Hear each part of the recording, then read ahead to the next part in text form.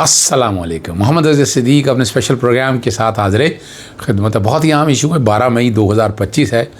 मोदी इस्तीफ़ा दो, और चेहरे गिरे हुए थे मोदी का, हाथ कांप रहे थे। शर्म और हया तो इस इंसान को आनी नहीं है। इस पर गुफ्तगू होगी। और अफ़गानिस्तान में जंगी जराइम का इतराफ़ कर लिया। अड्याल में मुलाकात के लिए जो नाम दिए, क्या मुलाकात हो सकेगी? जुनैद अकबर तहरीक संभालो, हक़ाइक़ क्या है इसके अंदर और क्या पॉसिबिलिटीज़ हैं, इन सब पे गुफ्तगू करेंगे आज के प्रोग्राम में।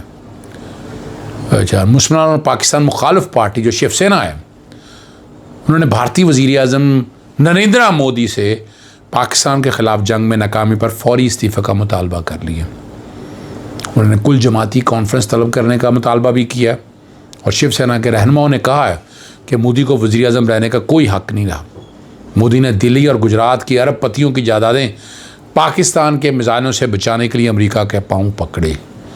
अब ये बहुत बड़ा इल्ज़ाम लगा है के ऊपर, मोदी के ऊपर। और मोदी का चेहरा उतरा था, उसके आसपास बता रहे हैं बुरा हाल था, रूम सो नहीं सका, आसपास लान तान हो रही है, जलालत फटकार पड़ रही है मोदी के मुंह के ऊपर। मोदी को ना दिन का चैन है, ना रात को सुकून से सो सकता है।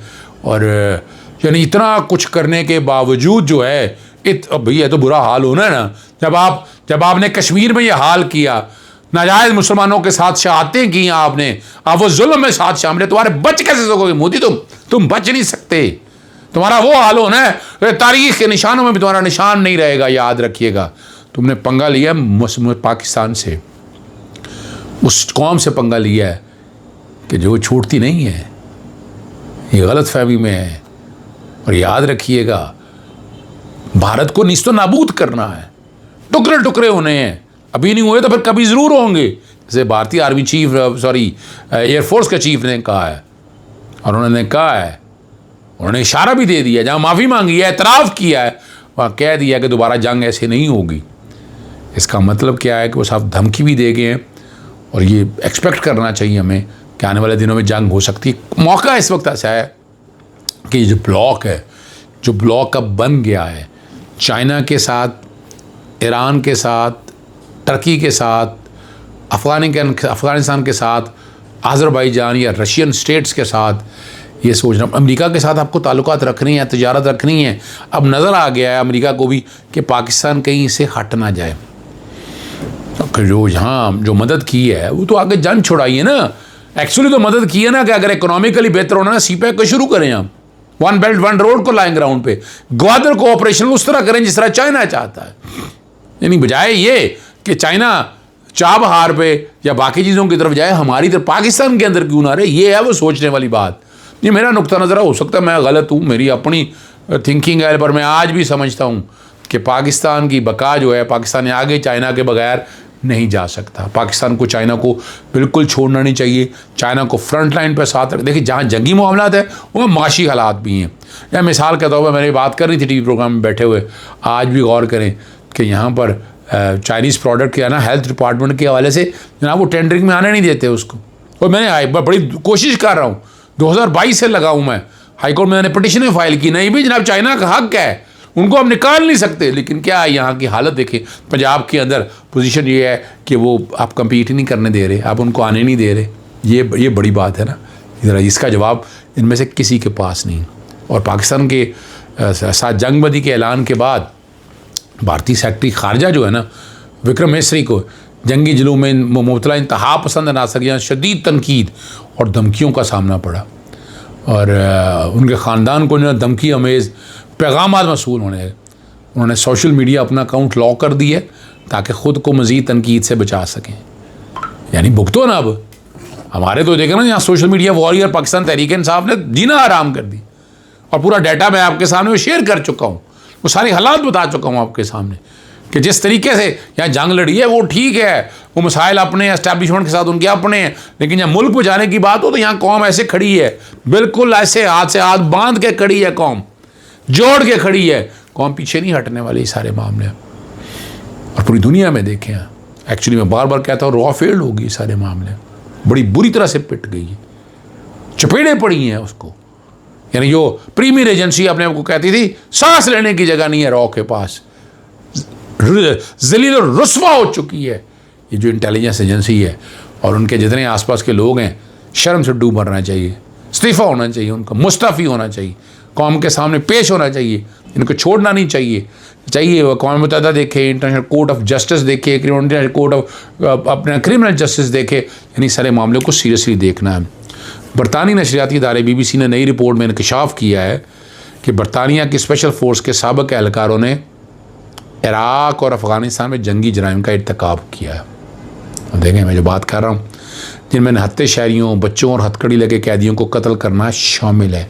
और BBC की इस प्रोग्राम पैनोरामा में 30 से ज़ायद साबिक़ फ़ौजी एहलकारों ने गवाहियाँ दी जिन्होंने इस जराइम को अपनी आँखों से देखा। और साबिक़ एहलकारों का कहना है कि बरतानी फ़ौजियों ने हथियार डालने वालों को गोली मारी, बाज़ औक़ात सोते हुए अफराद को भी कत्ल कर दिया। अब क्या कहेंगे इसमें? जंगी जराइम नहीं बनते हैं, यहाँ कानून हरकत में नहीं आना चाहिए, यहाँ इनको इनका मंतकी अंजाम तक नहीं पहुँचाना चाहिए। कब करेंगे हम?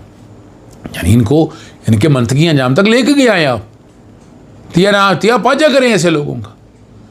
इमरान खान साहब की अडयाला जेल में वकला और रहनुमाओं से मुलाकातों की फहरिस्त भेज दी गई है। और देखा जाए तो इमरान खान से मुलाकात एक मजाक का रूप धार चुकी है, कि एक मजाक ही बन गया हुआ है। और कोई ज़हनी मरीज़ है वो जो ये सारा इस पर तुला हुआ है, नहीं जाने दे रहा, नहीं मिलने दे रहा लोगों को। और उसमें नाम मैं क्या लेना, नाम आप सब लोगों को पता है, और उसमें वकला की लिस्ट ज़्यादा शामिल है। और अगर देखा जाए सारे के सारे वकील शामिल है। वो इसलिए कि पीर वाले दिन, मंगल वाला दिन वकला के लिए है, जुमेरात वाला दिन फैमिली के लिए। और अब वहाँ सारे ही जाएंगे, मुलाकातें नहीं होने देनी, जेल के बाहर उसी तरह रूटीन रहेगी। यहाँ इस्लामाबाद हाई कोर्ट अपने फ़ैसलों पे अमल दरामद नहीं करा सकी, नोट ही नहीं करा सकी। उस पर नोट कराना है, फ़ैसलों पे अमल दरामद कराना है। अब उसे फ़ैसला में अमल दरामद होगा तो आगे चलेंगी ना चीज़ें। अब अमल दरामद ही नहीं हो रहा, आप होने ही नहीं दे रहे अमल दरामद। यानी यहाँ तो तौहीन अदालत है ना भाई, तौहीन अदालत है। तौहीन अदालत ऐसे तो नहीं ना होगी ना, यानी ऐसे तो नहीं काम चलेगा ना जी, ऐसे तो नहीं काम चल सकता ना। उस निज़ाम को उस तरह चले। आप मुलाकात बनाना हक़ है, और बैनुल अक़वामी कवानीन इसके हवाले से कोशिश करूँगा कि मैं इन सब चीज़ों को टेकअप करूँ। और मेरी कोशिश पूरी होगी कि इन चीज़ों को उस कॉन्टेक्स्ट में देखा जा सके। गुज़श्ता 18 रोज़ के दौरान 2000 भारतीय प्रवासें पाकिस्तानी हदूद बंद होने से मुतासर हुई हैं। 2000 की बात हो रही है। और जो बताया जा रहा है, जो चीज़ें सारी सामने आ रही हैं, कि गुज़श्ता 400 करोड़ भारतीय रुपए से ज़्यादा नुकसान हो चुका है। और पाकिस्तान के हिसाब से देखा जाए 3.5 रुपये के करीब जितनी भी कीमत बनती है, वहाँ से अंदाज़ा लगा लें कि कितना नुकसान हो चुका हो। और लंबे रूट्स के बायस फ्यूल और दीगर अखराजात में इजाफा है। इन एयरलाइंस को अमृतसर, नई दिल्ली, बम्बई, अहमदाबाद समेत दीगर शहरों से जाने वाले प्रवासों को यौमिया करोड़ों रुपए का नुकसान बर्दाश्त करना पड़ा। भारत को अरबों डॉलर का नुकसान हो चुका है, और बहुत जल्द ये मुकम्मल तौर पर जो है ना घुटने टेक देगा। अब जुनैद अकबर ने बड़ी वजाहत के साथ अपने इंटरव्यू में बातें की हैं, जो मैंने शुरू में भी कहा है कि जो वजह सामने आई है इमरान खान की तरफ से जो कहा जा रहा है, अभी बातें सामने नहीं है चेयरमैनशिप छोड़ने की, जो है ना पब्लिक अकाउंट कमेटी का। मैं वो पब्लिक कमेटी अपनी जगह है, तहरीक अपनी जगह चलानी है, लेकिन बहरहाल चूँकि अगर इमरान खान साहब ने अगर फ़ैसला किया फिर तो जाना पड़ेगा। और जियो न्यूज़ से गुफ्तगू करते हुए अलीमा खान साहबा ने कहा कि जुनैद अकबर को तहरीक शुरू करने का टास्क दे दिया, और कहा है कि खैबर पख्तूनख्वा से तहरीक का आगाज़ करें। और यहाँ जो मेन रीज़न बताई गई है वो ये है कि पब्लिक अकाउंट कमेटी की चेयरमैनशिप और जो तहरीक के लिए है ना वक्त तकसीम होगा। और उन्होंने कहा है कि जैसे ही उन्हें चेयरमैन पब्लिक अकाउंट कमेटी से हटाने का पैगाम मौसूल हुआ, ये पैगाम वज़ीर खैबर पख्तूनख्वा की तरफ से मौसूल हुआ है। ये पैगाम एक सीनियर सहाफ़ी की जानब से मुतारे का मुझे दिया गया था। मैं ये उहदा इमरान खान को लौटाने को तैयार हूँ, और जैसे ही वो कह रहे हैं ऑफिशियल चैनल से ये बात आएगी मैं छोड़ दूँगा। एजाज़ चौधरी की ज़मानत हो चुकी है, यास्मीन राशिद की ज़मानत रोक नहीं सकते आप, कब तक रोकेंगे आप? है कि वो क्यों नहीं लगवाई जा रही, क्यों नहीं इसका फ़ैसला किया जा रहा। फौरी तौर पर आना चाहिए। उनकी ज़मानत अगर लगती है सुप्रीम कोर्ट में तो ज़मानत पक्की है, अब ज़्यादा लाया नहीं जा सकता। और आखिर में बात जो है पाकिस्तान और भारत के DMG जो है ना DGMOs के दरमियान हॉटलाइन पर पहला राउंड मुकम्मल हो गया और पाकिस्तान और भारत के DGMOs के दरमियान हॉटलाइन पर जो उसमें अमेरिका की सालसी और दोस्त मुमालिकों की मदद से होने वाली जंग बंदी से तय पाया था कि दोनों मुल्क किसी तीसरे मुल्क में मुज़ाकरात करेंगे। और ख्वाजा आसिफ ने कहा कि भारत से मुज़ाकरात मसला कश्मीर, पानी और दहशतगर्दी एजेंडे पर होंगे।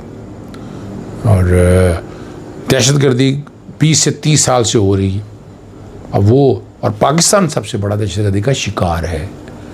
इजाज़त चाहता हूँ। अस्सलाम वालेकुम, अल्लाह हाफ़िज़। पाकिस्तान जिंदाबाद।